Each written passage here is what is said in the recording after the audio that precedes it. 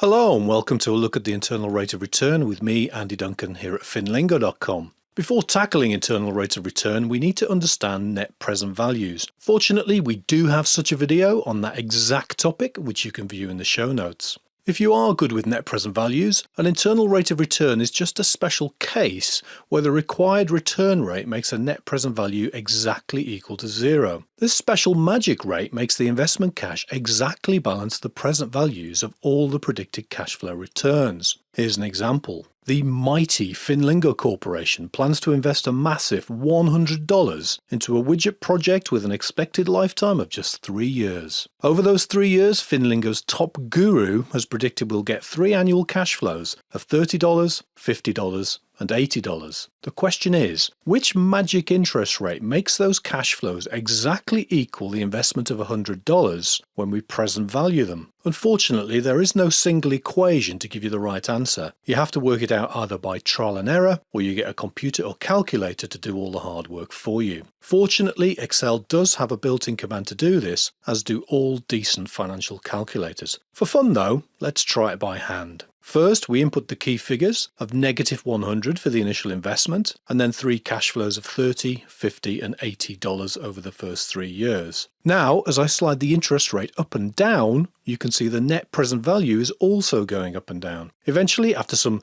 jiggery pokery, I can hit the exact sweet spot where the interest rate makes the NPV hit exactly zero. We've now found the internal rate of return, which for this investment is 23.24%. Back in exam world, your calculator can also do this hand sliding for you, though it is much less fun. For a 3-year investment, we just put the right numbers into CF0, CF1, CF2 and CF3, then we press IRR compute. Here we've used Excel's cunningly named IRR command to mimic the behaviour of a financial calculator. So far so good, you might think, and yes, this is masses of fun. But what's the point figuring out an internal rate of return? Well, basically, the higher the internal rate, the better the investment. If you can borrow money to invest at a lower rate than the internal rate of return, then you're going to make some cash on the project. If you can only borrow money at a higher rate, then you're going to lose money on the project, so we just throw that project away. The internal rate of return is also a tiebreaker between 2 potential projects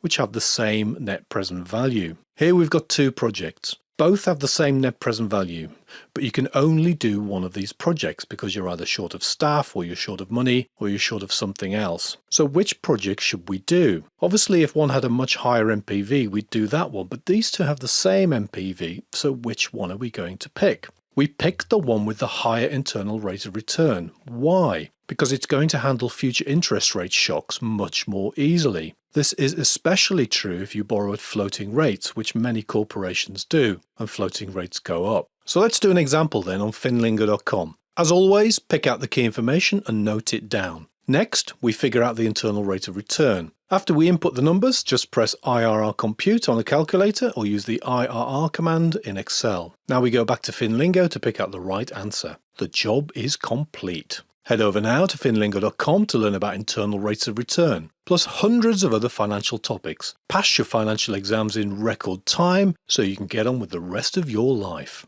Finlingo. Speak finance fluently.